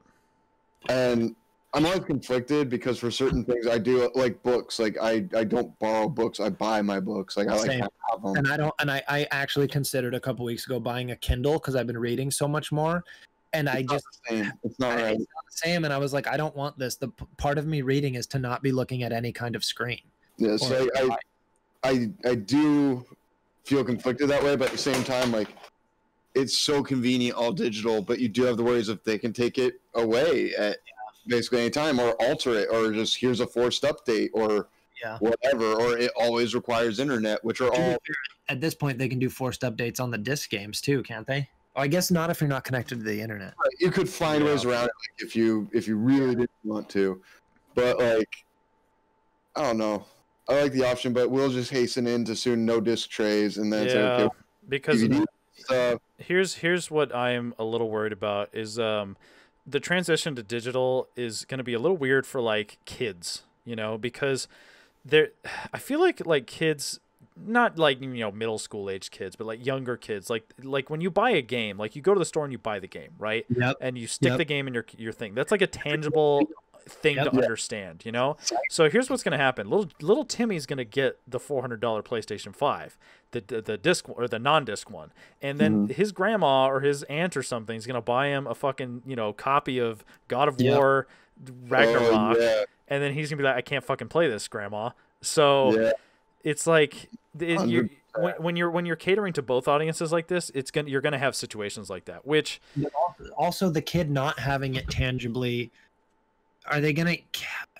This sounds dumb to say, and this sounds like an old person thing to say, but like, are they gonna care as much? Like, I know that when I'm looking through movies on Netflix, I fucking can't choose anything, and nothing feels real. Like, I don't care. But if I have to go somewhere and rent a disc and set it on my, you know, entertainment center and put the disc in and have the menu come up, I'm like, let's get prepared to do this thing. Like, no, I totally agree. I totally agree. It was also similar, like you would rent a game and they would come in like the Blockbuster box, but would have the instruction booklet. So on the ride home, you could just read it. I remember obsessively reading about the Halo vehicles because they're all but also like, you remember being a kid, you go to the store, now you don't just, I want this game. You don't just, now I can play it. You have a physical thing in your hand that you're like holding, you can put it on your shelf, and like, I'm such a nerd. If I have a series, okay, I have every Resident Evil game, including the remakes, 0 through 7 on PS4. Yeah. And like, I was excited when I got 3 finally to put it on the shelf with the rest of them and be like, I have 0 through 7 on PS4. Like, that was cool. But if they're just digitally, they're in some fucking messy digital, you know, library at the end of my PS4. Like, you have to go there to look at. I don't know. I don't like it as much. And you could have like a game that's uninstalled, and then like, you know, oh wait, I want to play this game, and then you have to wait 6 hours for it to fucking install. To be fair, that's an issue even if you uninstall a game and you have it on disc. That's still an issue. That's true. But it's but you know what the problem with that is that games are getting fucking bigger and bigger and bigger. The new Call of Duty game, hard drives aren't getting fucking bigger. The last Call of Duty game was fucking like 150 gigabytes, and that's like that's like that's a tenth, 15% of a terabyte drive, which these things have. Yeah, and I remember, which my PS4 is like 500 gig. I don't even think I have a terabyte. Yeah, but the new ones. Terabyte used to be an unthinkable amount of data. I remember first hearing about terabytes and be like, what? Dude, I remember Kyle's mom walking out of her like office with this like box in her hands, and she was like, you know what this is, Cody? And I was like, what? And she's like, it's a terabyte drive. And I was like, I didn't even know what a fucking terabyte was. Yeah, like, I have terabyte drives that are huge and need to be plugged into the wall. And now I feel, do they even sell drives smaller than that?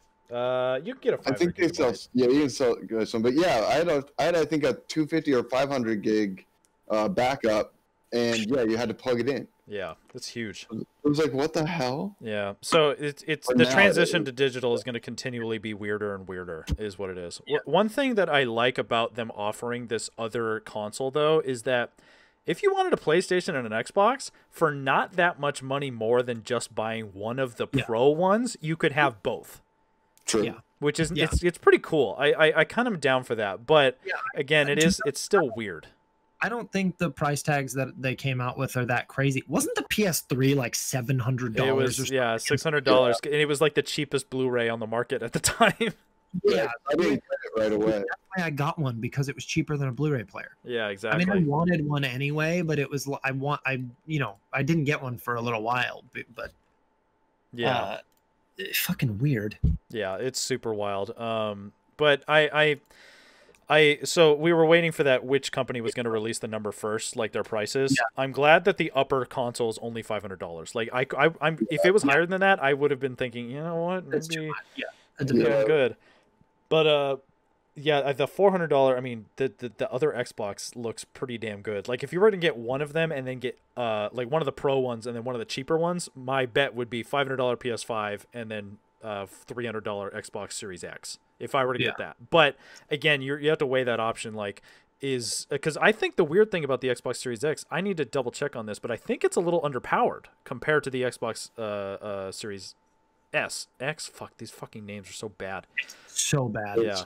But I'm pretty sure it has like a slightly underpowered function to it. Like I'm pretty sure some games will not be as like rendered as well. But I don't know that for a fact, but I'm pretty sure I read something about that. But anyways, the price it's understandable. I mean, it's not like I wasn't expecting them to say, oh, it's $100 but still, the all digital thing is weird, and it still looks like a what's it called, like a Wi-Fi router. But what are you gonna do? All right. Anyways, the PS5 is ugly as fuck, and that's one thing I'll say is I don't want a white one. I like the black one, and like my buddy Alex Norcus, he loves white like white appliances. Like, white phone. He likes a white Xbox, like, and I'm the complete opposite. Like I want all black everything. Yeah, sure. A lot of my stuff is black too. I appreciate that. Yeah. Well, anyways, PS5 coming out eventually. Oh, one thing I did want to mention, the fucking pre-orders are sold the fuck out. I know, because I was like, oh, I actually have the money. Maybe I'll pre-order one. And then it was like, everyone was like, oh my God, I didn't get one. I was like, wait, what? Nobody told me anything. They're sold the fuck out. Both of the companies, like, totally bungled up their pre-order process. I've heard the same thing happen with Xbox. Bad as NVIDIA did. Yeah. Yeah, NVIDIA's, what is it, 380? The 380, whatever they are. No. So, yeah, how many gigaflops does it have? How many terashits does it have, Alex? I don't know. I had a 980 Ti, like, I guess probably 3 or 4 years ago now, and it was like tits, and like it still works well, but it's just like, oh my God, they're at 3090s now. Yeah, insane.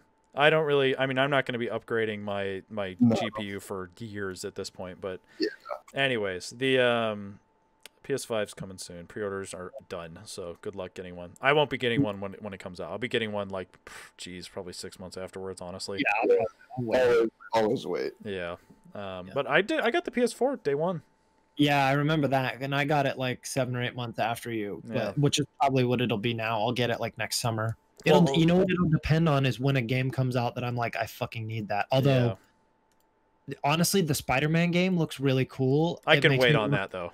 It makes me want to play the first one, even though I didn't, because like before, I don't know if we talked about this on here, but we've talked about how my ex-girlfriend ruined it for me because she came up with an incredible Spider-Man game. Yes. Like, wow, this isn't that. I don't want to play it anymore, but I feel like I need to go back to it and give it a fair shake. But yeah, you can do that after you go finish peeing, so it's all good. A fair shake. I have plenty of stuff. I have plenty of stuff to play. But anyway, moving on. All right, so next.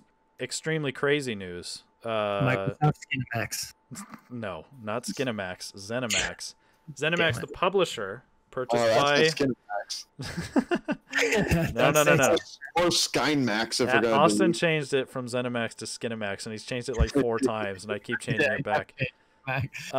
So it's crazy that Microsoft bought not just like Bethesda, they bought the entire fucking publisher. Like, let me just run through really quickly the games that they own now. They own the Dishonored franchise. They own the Wolfenstein franchise. They own the Elder Scrolls franchise. They own the Fallout franchise. They own the Doom franchise. And then the other game that I think is a huge one that's not out yet, which is another single-player RPG, is this new Bethesda Starfield game, which is another like sci-fi RPG that they've announced, but haven't really shown much. And then I've never played Evil Within or Prey or any of those games, but those are all owned by.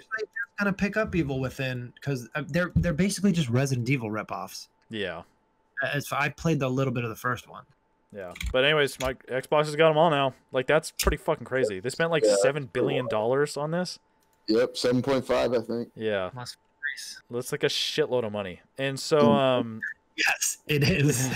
so what that tells me is that Microsoft they really want that Game Pass to be like the definitive way to play on an Xbox, because now you know where that Skyrim, the next gen Skyrim's going. Yeah, exactly. So although I think there's some games that were being published by ZeniMax, but they're still coming to PS5. I don't know how that's going to shake out, but the point is that in the future, I mean, every single one of these franchises, every single one of them will have a game not coming to the PlayStation 5, within the next few years, because many of them are still under development, first of all.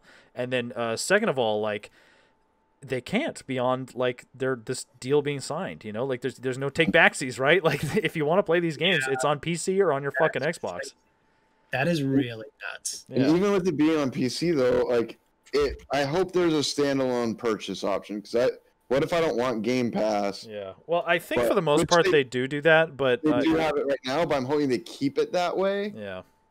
And don't. All the games that I've seen that are on Game Pass, you can buy separately. Yeah. Okay. Yeah, I would much rather be able to, like, I don't know. I just don't want to pay for Game Pass all the time. No, I understand, and that's another thing that I am weary about as well, is paying for more subscriptions.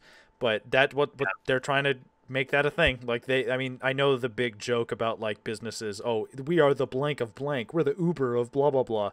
Or no, we're the blank of, but they're gonna be the Netflix of games. Like, that's what they're trying to do. Yeah. And which, for better or for worse, is what they're trying to do. We'll see how the sales comes out, because I feel like this could fucking blow up in Microsoft's face real fast if they don't move consoles like they did last generation. But we'll see. I really like a lot of the series that they now own. Wolfenstein, yeah. I like Wolfenstein, but I don't love Wolfenstein. But I want to like Wolfenstein better. I think Wolfenstein needs to take some cues from Doom. It really does. And just like go balls out with shooting Nazis constantly and not much else. Because the biggest thing for me on that first Wolfenstein, The New Order, was that I felt like it kept interrupting the game to give me cutscenes I did not really care. I couldn't find it in myself to care about. Yeah, I had the most fun playing that game when it was on the lowest possible difficulty, because that was me replicating what playing Doom was like, because it was just fucking mow through people. Exactly. And then Doom, obviously, I mean, I don't love Doom Eternal, but future of Doom, I'm interested in what they put out in the future, and now it's on Xbox. And then I love Fallout. Fallout's one of my favorite series. I mean, I like Skyrim a lot. I don't actually have a lot of experience in the Elder Scrolls series beyond that, but I'll play whatever comes out beyond that. I actually own Elder Scrolls Online on PS4. I always forget about that. Oh. I got it for like $10. People like that game. I've never played it. Yeah, I played a little bit of it, but I would probably like it better now that I've sort of gotten like a taste for World of Warcraft, because that's what it is. Yeah. Basically. Yeah. All right. Well, anyways, that's a crazy buy. Microsoft they've done this a lot. Like, they've purchased a lot of studios in the last few years. And this is just another one in the barrel. My point with earlier I made like an hour ago when we were talking about Rare is that I hope they make do on these purchases, because Microsoft has a history of buying these brands and then not doing shit with them. So so we'll fucking see. I mean, this is the same company that like couldn't keep like Bungie within their reigns, And what the fuck? They fucking made Halo, and they let that slip through their damn fingers, like. Well, they still have Halo, to be fair. I know, but they're not. It's not the same Halo, no matter what anybody will tell you. Halo has not been Halo for a long time. One other thing I want to mention before we get to these two things Austin put on the list is Mike Morhaime of Blizzard fame. He's making a new, like, I don't really know how to describe it. I feel like I've read it, like the article a few times, and I still don't understand what it is. Like, I wouldn't say it's like a studio, but he's making like a I mean, they call it an endeavor, like a gaming endeavor. What does that even mean? Making a pet project Blizzard 2.0. Yeah. So, but the whatever they make, that's cool. But what this tells me is that he came out of retirement to do this. So what that says to me is that not that he said, "Oh, I'm bored with retirement. I want to do something. He said, I want to get the fuck away with what Blizzard is nowadays and make something that I actually believe in. You know, that's what this tells me. Because you don't just come out of retirement and then start up a brand new fucking, like, literally the same company somewhere else. I read an article on it, and I think it was BBC, and it basically said he was retired. He was in Germany, like with his family, and found out there was like remember there was a big StarCraft tournament like in town, and so he went to see it, and then was like, "Yep, new company coming." Yeah. Wow. Mostly former Blizzard industry veterans. Yeah. So and there's a lot of those nowadays because Activision. I mean, I am not. They purged, didn't they? Yeah, I'm not privy to every single firing or rehiring or restructuring in the industry whatsoever. But I mean, you can see it with like the process of like how their games have been kind of like pushed forward or pushed back in respect to where they started. StarCraft, for example, in the most recent Blizzard earnings call, or not most recent, but a couple ago, they didn't even mention the name StarCraft, and like they're basically saying, hey, this brand is dead in the water, and if this guy Mike Morhaime says, hey, I saw a StarCraft tournament and this fucking inspired me to come back, he obviously sees value in something that Blizzard doesn't anymore. Yeah. So I mean, I respect the shit out of it. Like, that's fucking a huge undertaking. But we'll see how that plays out. It could be anything. But yeah, it's pretty crazy. Well, we'll see. Yeah, we'll see. Austin, you put 2 things on here, and I don't know one of them. Well, one of them is Amazon Luna. Have you not heard about this? Nope. So it's basically the Netflix of games. It's exactly what we're talking about, actually. I'm looking at the page right now. Advertised. I see Yooka-Laylee, but I see Sonic Mania. Okay. I'm trying to look at things I recognize. A Plague Tale, Watch Dogs, Control, Valfaris I've heard of, Assassin's Creed Valhalla, Metro Exodus. I know I've seen that before. I've never played it, but like they have a lot of games. Fury, Shantae, Half Genie Hero. Like there's a lot of stuff. Abzu just being advertised on here. Resident Evil 7 is on here. This is like a subscription service that you buy into, and as I understand it, yeah. And it's all on PC. Luna Plus, $5.99 a month, and they have unlimited hours of play, growing library of games, up to 1080 and 60 frames per second, 4K coming soon. You can stream on 2 devices at a time. You can play on PC, Mac. Streaming. Okay, so this is like Google's Stadia then.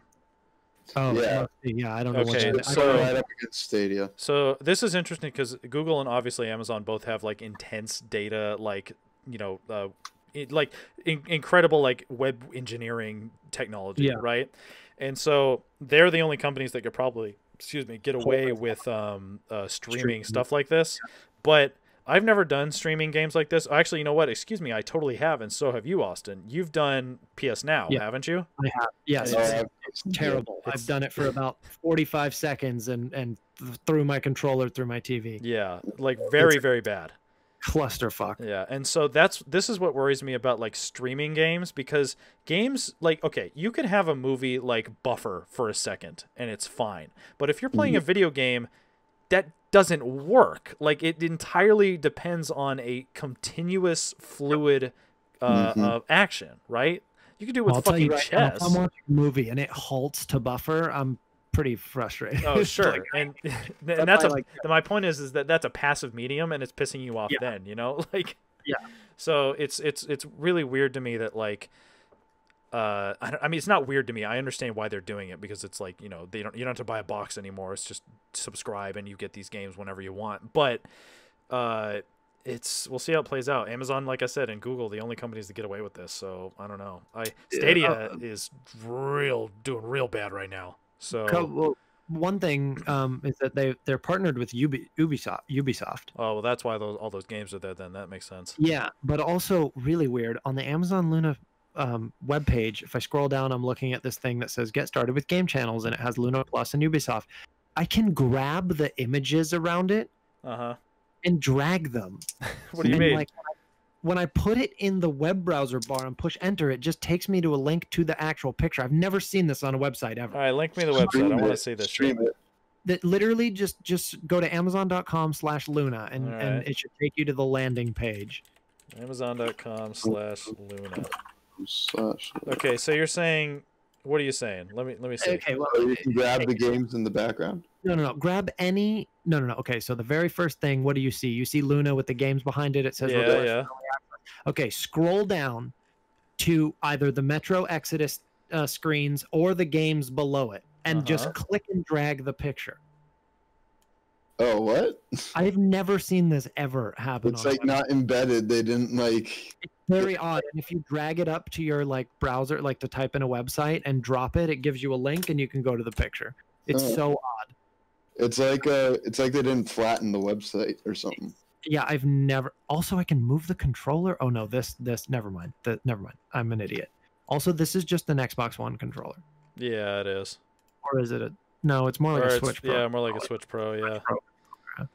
Anyway, I thought that was weird, but Anyway, so and then the other thing, which I figured could kind of be the last thing, is that Star Wars Squadrons comes out next week. Yeah. I totally Next forgot that it was week. coming out soon. Wait, what are you guys getting it on? Because I bought a that Microsoft Flight Simulator like throttle, Yeah, and it's like technically an Xbox throttle, so it's like a PC based controller. I don't think I can use it on my PlayStation. I'm gonna get it on PC, I think. But here's what I'm mad about is that this game also has PSVR support. I know that's. So it's like I want it. I want both, man. I want to put that shit I together. don't know how it could play in VR without making you just want to completely puke. I played a game. I don't know what it's called, but Alex Narcus has a game where you are in a spaceship and you are like going all kinds of upside down and everything, and it was pretty cool. It wasn't as disorienting as I expected. Maybe since you don't have like a horizon or anything, and you just sit still, like. Yeah, it was pretty cool. But I'm looking at the PSVR is still expensive. I did not It realize is. it. It's getting support on PS5 too, so we'll see how that plays out. Oh yeah, no, I don't have one. So, but I was gonna get Squadrons on PC because I figured it would maybe run better. I just built my computer. Yeah, probably. But I'm pretty excited about it. But I totally forgot it comes out next Friday. Yeah. That looks super cool. Yeah. I figure hopefully we will have played it by the time we record again. Yeah, we'll see. Do we know what platform do you play it through? Like, is it Epic Games, Steam, whatever? Good question. I was probably just gonna get it through Steam. It's on Steam now. It is on Steam. You just get It's it on on Steam. Pre-order. Wait, what? It just said get it on Steam then. Yeah, I was just gonna. Yeah, here it is. It's only $40. It's also VR supported, by the way. Alex, who has a Oh fucking, shit! Okay. so for you it doesn't matter. So I gotta drop off my throttle over at your house so you can just fucking live in Star Wars Squadron. Seriously. Once all the world is done being stupid, Yep. we'll need to have like a. Oh, we can actually play. Yeah, do it together. Well, Yeah, I'm we just could- excited to like pseudo role play that. I want to be like Red 5 standing by. I'm just like I think it looks really fun. I hope it's as fun as I want it to be. I don't care if it's like the greatest thing ever, but like, yeah. I mean, I'm down to fly an X-wing and a TIE fighter. As long as it feels better than flying in Star Wars Battlefront, because I remember Alex when we played that last time, you were like, oh, you press like up to do this and left to do that or whatever, and then I like pressed forward and my ship did something the complete opposite of what I wanted it to Yeah, do. the flying in that game, I can't get a handle. Yeah, on. like I remember like telling Alex, I was like, oh god, this does not feel good. Yeah. You guys might have realized this during the movie or something. Maybe I'm just slow. But I saw a thing on Reddit a while back that was saying in Rogue One, when they're attacking Scarif, all of Blue Squadron gets shot down. Yeah. So because it's leaving only red and gold in their fleet for. Yeah. I didn't Star notice that. Attack. Yeah. Yeah, like, Blue Squadron makes it inside, and then red and gold. Oh god, you're making me think of like how fucking cool that scene is. Oh my god. Yeah, it hadn't clicked at the time that's why that one goes down. Yeah, exactly. And then I saw the comment. I was like, oh yeah, that's cool. Well, and you know a lot of the footage of the pilots. Yeah, that's what I was fucking literally what I was gonna unused say. original. Yeah, unused footage from. Right.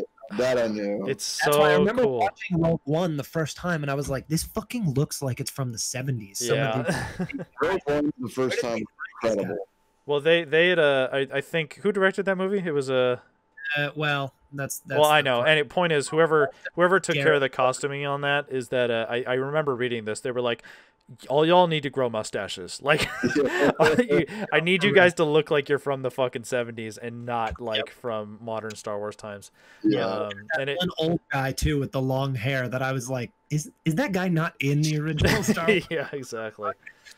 They did a great job in that scene, and like it was so amazing to like hear those guys' voices in that scene and be like, oh shit, like this is the fucking rebels, man. Like, oh, don't get close to those towers. Like, oh shit, this ain't no other movie.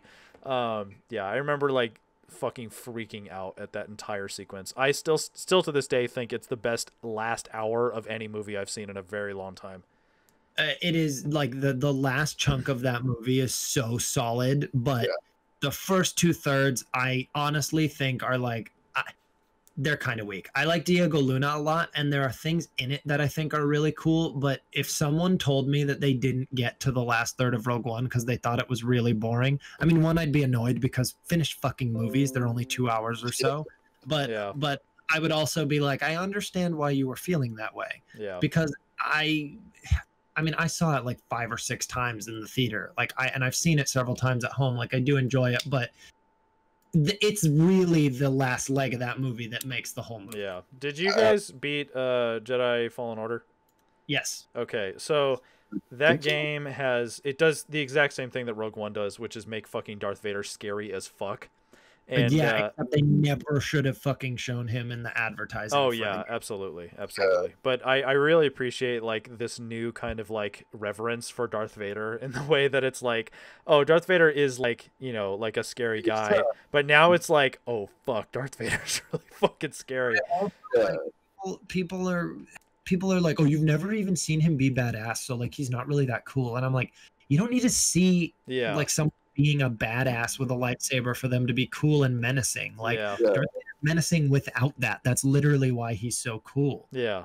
I mean, no, this dude's like, he doesn't even need to, he just looks at somebody and then they stop talking, you know? Exactly. Like, but that's what I'm saying. Like, I like to see Darth Vader, you know, wreck people's shit too. Yeah. Like, don't get, but, that made me think of something. Oh, I thought that the villain before, because the end of that game, Vader kind of comes in and like undermines the villain. Yeah. And I thought she was really cool. Yeah, she was. And her like she felt like Dracula every time she showed up. She's like talking to you through. It feels like she's talking to you through like telepathy, right? Yeah. And she's like got these crazy like shrieking violins as her theme song, and she's just dark and scary. And like I thought she was so cool through the whole game. And so when I got to the end, I was like, oh, you're really gonna do her like that? Okay, Yep. like. She is, like, all the stuff with the Inquisitors is really cool. Yeah. I thought that game was awesome. I should probably replay it. I haven't done it. I want to replay it too, but it also made me want to play Titanfall 2 because I've never played it. Oh yeah, same company. Yeah. I've heard it's really good.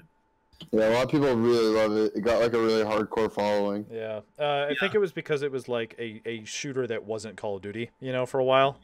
It had a kind of weird release, I think. Yeah, I'm not really sure. The first one was weird because the first one's only multiplayer, I think, right? Yeah, and it was a Xbox One exclusive, wasn't it? Yeah, and then the second one had a campaign and was on PS4 as well, and probably PC. So I think that's why it kind of like suffered a little bit because nobody had a fucking Xbox One like 8 years ago or whatever it was. But I do respect that they kind of proved to themselves, hey, we can handle a genre that is literally the complete opposite of what a modern military shooter should be. That game's cool. Fallen Order to me felt like Star Wars Tomb Raider. Yeah, I love Star Wars and I love Tomb Raider. I was like, hell yeah. And I felt like such a badass. Cody, you talk about this all the time, how like in games you want to feel like a badass. Yeah. Mm-hmm. And in Fallen Order, I felt not only like a badass, but like specifically like a Jedi, like you're supposed to feel. Yeah. Like I'm throwing stormtroopers off of cliffs with the Force and not even bothering using the lightsaber on them. Like they're just gone. And I feel like it sort of is everything that the Force Unleashed games were trying to be and kind of did, but it's just a little more perfected now with the stuff we can do in games. You know what was kind of refreshing about that game? I'm just kind of realizing this. It was kind of refreshing to just play as a fucking Jedi. You know, like there was no like Cal Kestis doesn't have this like arc where it's like, oh, will he fall to the dark side? He's like, no, he's a fucking good guy, you know, like. And I feel like a lot of the other games comes from them wanting to add the mechanic of choice and whatnot, which I understand, but not having that mechanic is a kind of a breath of fresh air at this point. Like it felt good to be like, oh, like I'm here to fucking be the good guy and just like, you know, I don't know. I feel like we in a lot of, especially the, you know, and I mean, think about honestly, any like Jedi related anything, that's the only pull, right? It's like, will they fall to the dark side? And it, and I think that was just kind of refreshing. I kind of dig it. I also like that it was open world enough to explore a bit, but it was also very linear. Yeah. Well, I don't need. So like if you wanted to, you could just run through the world, do the story, like, or you could explore a decent amount, nothing extreme, but yeah. I will say the one problem I think that game for the most part has is its exploration, like rewards for exploration. Like, it was just like, oh, here's a fucking color. Here's a lightsaber part or color for your sail. Yeah. Like, and they weren't even that diverse or cool. Like, I wish you could wear crazy outfits instead of just different colors, because the like. What is it you wear? It's like a fucking like not a poncho. Yeah, it's a poncho. Yeah, no badass wears a poncho. Okay, that's not true. That is not fucking true. Good and the bad, the ugly. That's a good point. I'm an idiot. You're right. Okay. Yeah. No badass outside of a spaghetti western wears a poncho. That's probably true. Okay, but the I was gonna say this game could probably benefit from actually like going further into its like Metroidvania roots a little bit. Yeah, because it's like you're exploring the map and like picking up items and stuff. You could almost like stick a fucking weapon in a corner, you know, and or like some sort of like force trick. And I feel like that would almost like encourage the player to like, I don't know, it was allow them to explore and like, oh, I found this fucking flip move and you didn't find the flip move. Oh my god. You killed Mordin Solus? Yeah. Well, because you sometimes you walk up and you get the force echoes.